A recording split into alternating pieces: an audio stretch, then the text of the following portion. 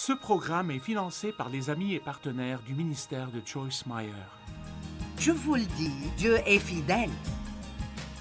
Et je ne sais pas combien vous devrez attendre, mais je sais que Dieu répondra. Et je sais que vous pouvez jouir de votre attente si vous améliorez simplement votre attitude.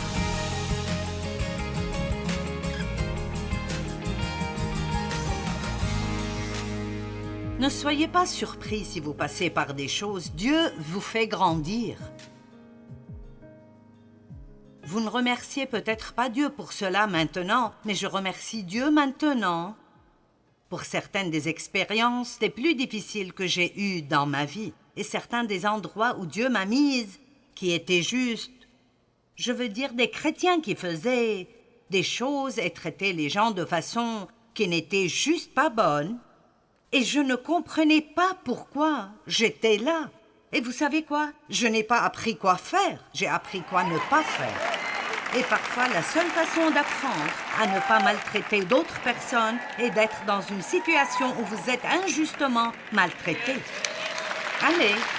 Et puis, vous savez, vous apprenez parce que vous savez ce à quoi ça ressemble. Vous ne savez pas ce que j'ai dû traverser pour pouvoir vous aider aujourd'hui. Je plaisante. Eh bien, pas vraiment, mais...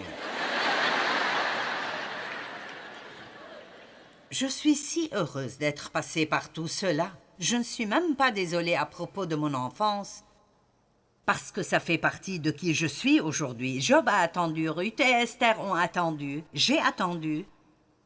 J'attends toujours certaines choses maintenant. Combien d'entre vous attendent quelque chose? Eh bien, je ne peux rien faire concernant cette attente, mais je peux vous aider à apprécier la vie alors que vous attendez. C'est la clé. Je peux vous aider à apprécier la vie alors que vous attendez. Mon Dieu, comme cela énerve le diable. Jean 10, le voleur vient seulement pour voler, tuer et détruire. Mais Jésus a dit, je suis venu. J'aime cela, ça détruit tout le plan du diable. Je suis venu. Et cela clôt la discussion. Je suis venu afin que les hommes aient et jouissent de la vie, une vie abondante remplie jusqu'à déborder. Pourquoi ne pas rendre le diable en colère et commencer à jouir de votre vie?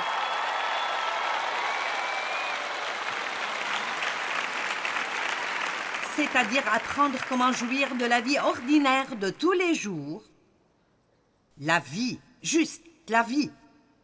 Si nous pouvions juste ralentir assez pour vraiment reconnaître la présence de Dieu.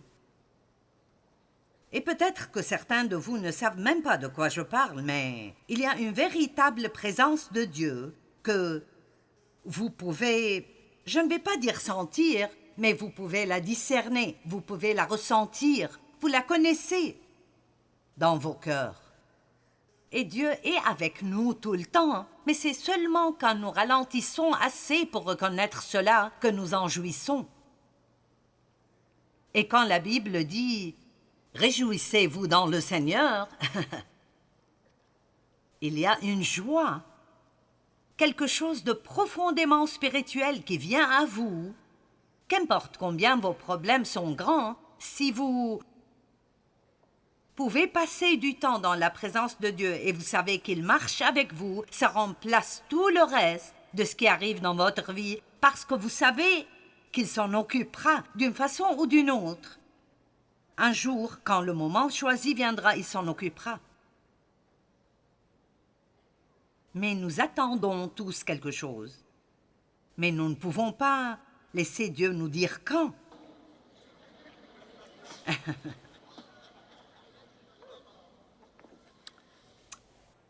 Combien plus longtemps, Seigneur? Devrais-je supporter ça? Quand vas-tu changer, mon mari?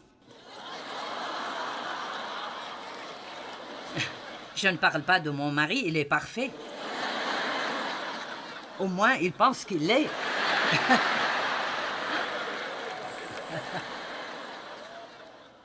Oh oui, vous savez quoi? Dave est un type spécial. Il y aura une section dans le ciel où seul lui et Dieu vivent.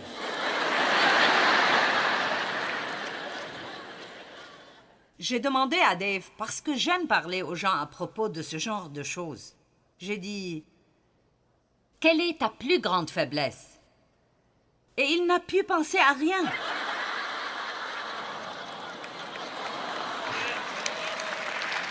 Qu'est-ce que c'est que ça? Et ce n'est pas que... Je veux dire, il sait qu'il a des faiblesses, mais... Dave est juste... Tout va pour le mieux chez lui. C'est en partie sa personnalité, mais... Il n'est pas du tout anxieux, insécurisé. Il s'en fout de ce que les gens pensent de lui.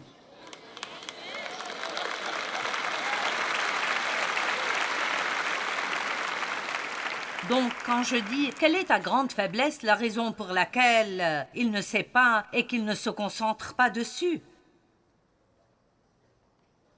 Il ne se concentre pas dessus parce qu'il pense, eh bien, Dieu me connaît et il sait ce qui est bon et il sait ce qui ne l'est pas et je lui fais confiance pour s'occuper des choses. Et c'est là que la vie devient belle.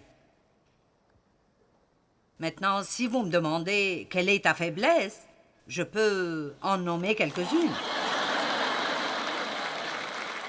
Parce que j'ai essayé si dur de changer. Allez, vous comprenez, j'ai essayé. Et essayé. Dieu, qu'est-ce que tu veux que je fasse?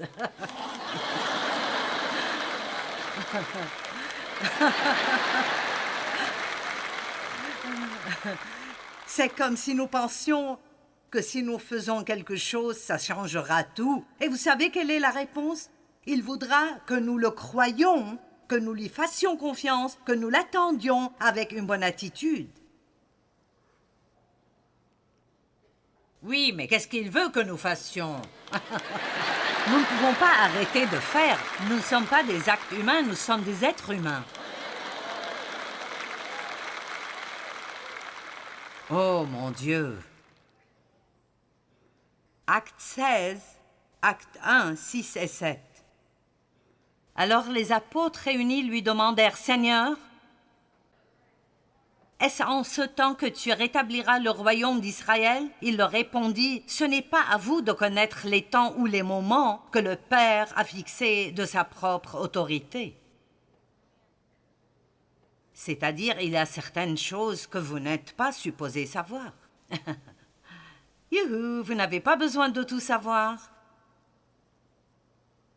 Dites à votre voisin, tu n'as pas besoin de tout savoir.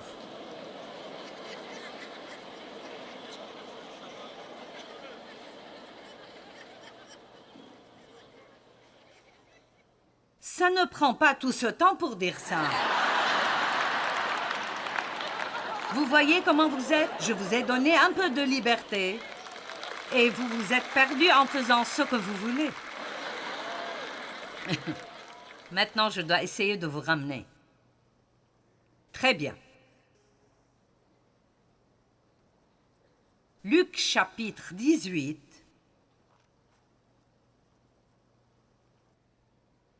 Verset 1, Jésus leur adressa une parabole pour montrer qu'il faut toujours prier et ne point se relâcher. Il dit, « Il y avait dans une ville un juge qui ne craignait point Dieu et qui n'avait d'égard pour personne.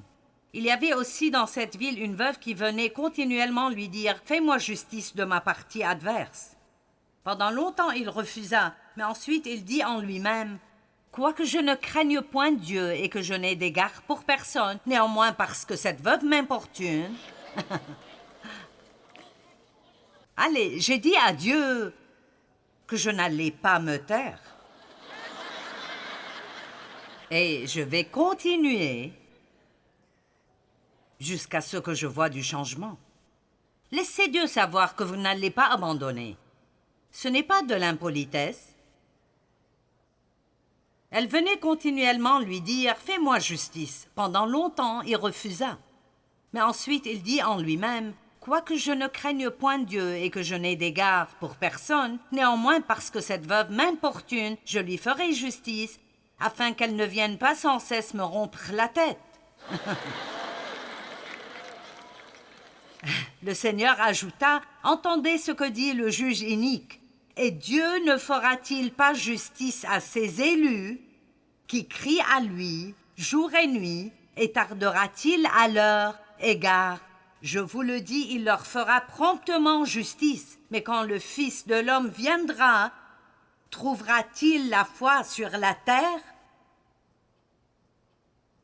Allez, c'est mieux que ça.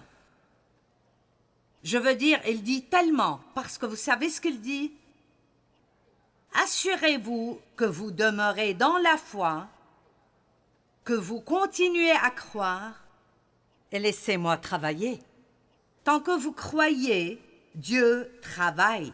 Et je vous le dis, voici ce que nous devons faire. Et je fais ça depuis un bon nombre d'années, et c'est vraiment très utile. Quand j'attends quelque chose, et après je commence à penser à combien de temps ça prend, vous savez, ma pensée commence à devenir négative. Je dis à haute voix, Dieu travaille.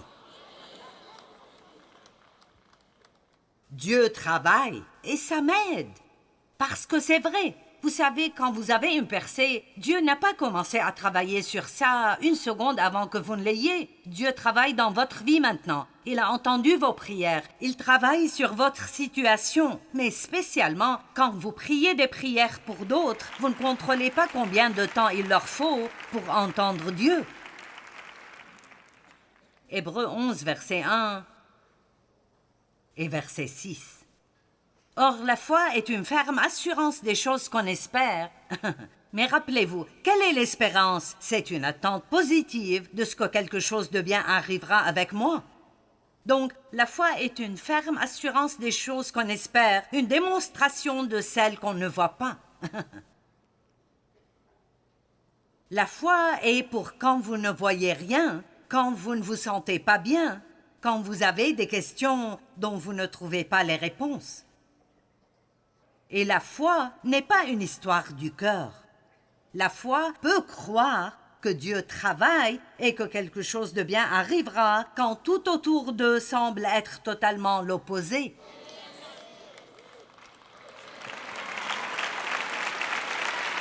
Peut-être que nous devons juste simplifier les choses et avoir un peu d'instruction sur le fait de retourner à la foi simple. Je crois Dieu.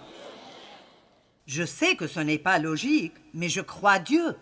Je crois que Dieu travaille. Quelque chose de bien arrivera avec moi. Ceci changera parce que je vais continuer à gêner Dieu jusqu'à ce qu'il fasse quelque chose. Allez, je suis sérieuse. Luc 18. Regardez juste la façon dont c'est écrit. Et le passage se rapporte à la prière. Et il me semble que Dieu nous dit de le gêner. Allez-y, continuez comme ça.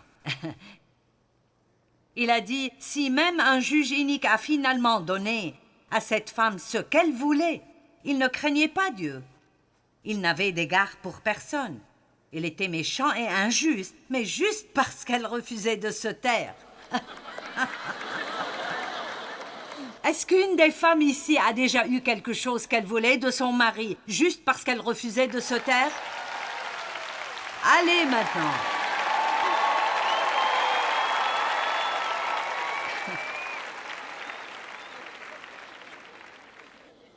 Eh bien, vous comprenez.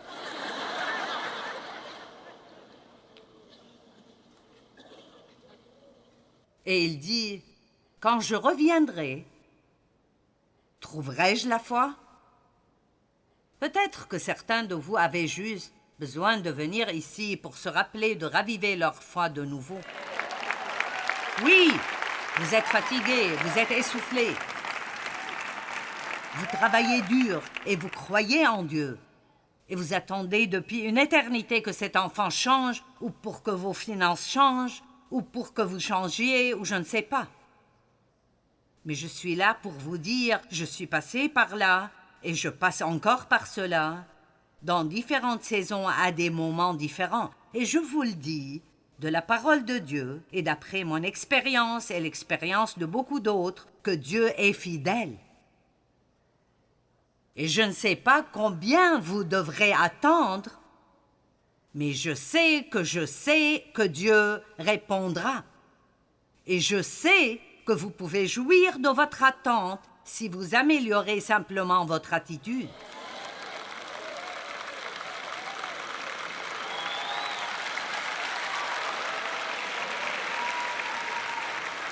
Vous dites, eh bien, je ne peux pas contrôler ce que je ressens.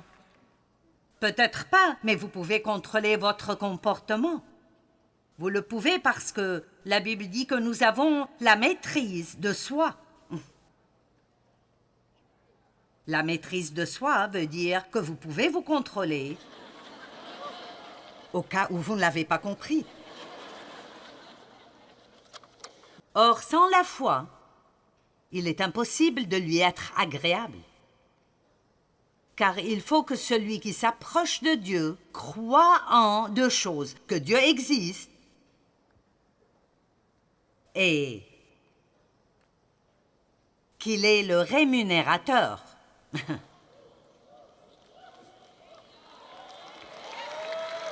Allez,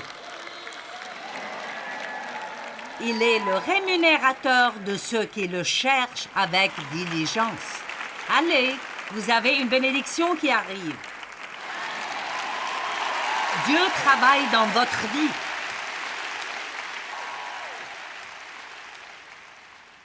Et vous savez quoi? Le diable vous fera peut-être face, et il pourrait avoir une crise après l'autre, mais il ne vaincra pas Dieu et vous travaillant ensemble. Ça n'arrivera simplement pas. Allez, ralentissez assez pour... Vous savez, quand vous absorbez assez de la présence de Dieu, elle vous fortifie. L'onction sur votre vie augmente. Vous croyez Dieu. Je pense honnêtement que juste ralentir peut faire une grande différence dans toutes nos vies. Vous comprenez ceci? Je veux m'assurer que vous comprenez. Je suis fatiguée de m'empresser. Ne me dites pas « Dépêche-toi, Joyce », je ne veux plus entendre cela. Et je devais arrêter de dire cela à Dave. Allez, Dave, nous serons en retard. Et puis je dirais, tu ne serais pas en retard si tu allais jouer au golf. Oh oui, je suis toujours un peu effrontée. J'ai lu quelque chose l'autre jour qui était vraiment parfait pour moi. Et voilà ce que c'était. J'ai sérieusement besoin d'un dos d'âne entre mon cerveau et ma bouche.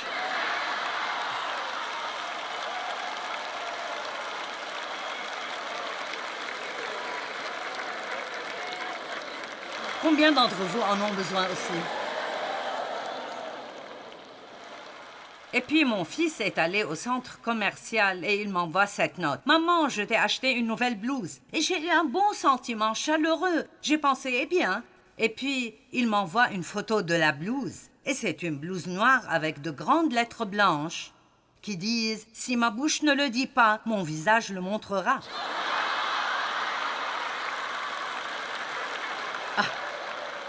Oh oui, ma famille pense qu'ils sont vraiment drôles.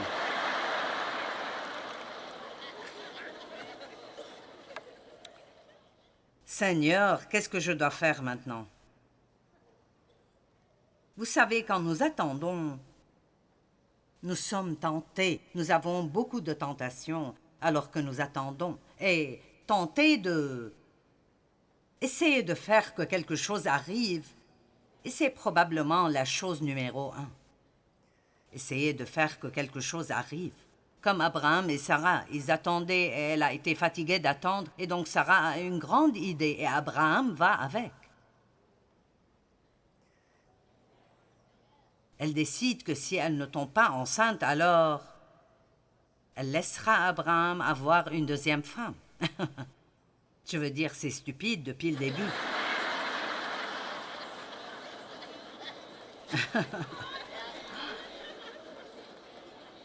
Non, mon homme est à moi.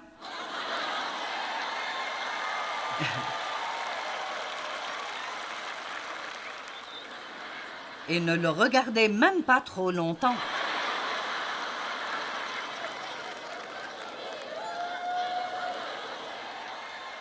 Qui Qui donne à son mari une deuxième femme?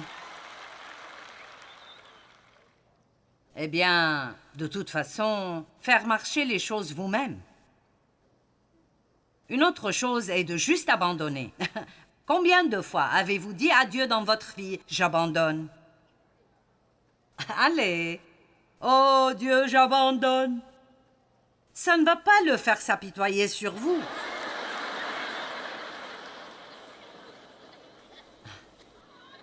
Eh bien, j'abandonne. Vous dépasserez cela et vous continuerez.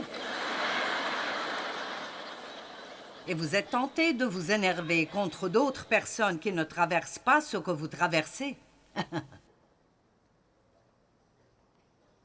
Jaloux des personnes qui ne semblent jamais avoir de problème dans la vie et pour qui tout semble, vous savez, allez bien pour eux.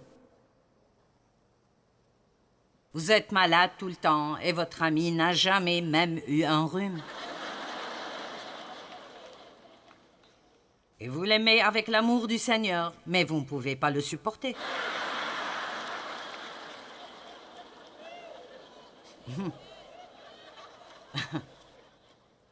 Vous comprenez tous cette partie, n'est-ce pas? Ecclésiaste 7:8 dit « Mieux vaut la fin d'une chose que son commencement. »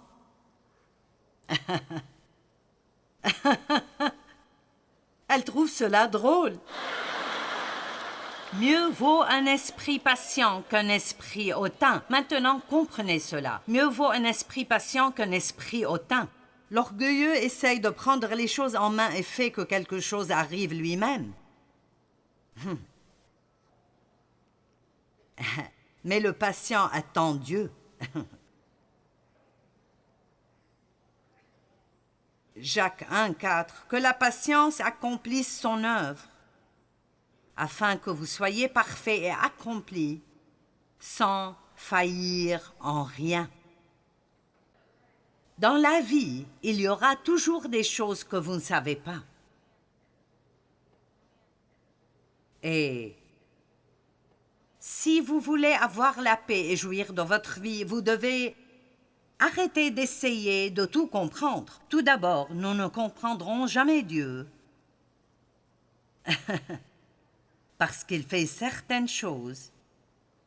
Je veux dire, je ne comprends toujours pas ceci et je le lis depuis des années. Quand il crache par terre et fait des petits pâtés de boue, et ensuite il les prend et les frotte sur les yeux de l'homme aveugle. Maintenant, Jésus, ça ne semble même pas être gentil. Il a craché par terre. Et ensuite, il a dit à cet homme d'aller se laver au réservoir et il est revenu en voyant. Vous savez, parfois, Dieu fait quelque chose de très étrange, juste pour voir si nous lui ferons confiance. Jésus voulait peut-être voir si cet homme lui ferait confiance et irait faire ce qu'il lui a dit de faire. Vous avez peut-être manqué votre miracle ou j'ai manqué mon miracle parce que je ne m'humilie pas à faire quelque chose qui semble être insensé et que je ne comprends pas. J'essaie de terminer ici, mais je m'amuse bien. Car mes pensées ne sont pas vos pensées et vos voix ne sont pas mes voix. Autant les cieux sont élevés au-dessus de la terre, autant mes voix sont élevées au-dessus de vos voix. Donc, laissez-moi vous rappeler que Dieu travaille dans votre vie. Je vous le dis, si vous avez prié une prière dans la foi, qui est d'après la volonté de Dieu, Dieu travaille dans vos vies. Je me moque de combien de temps vous avez attendu. Dieu travaille. Allez, levez la tête, levez ces mains qui sont baissées, montrez le sourire et dites « Dieu est en train de travailler dans ma vie. »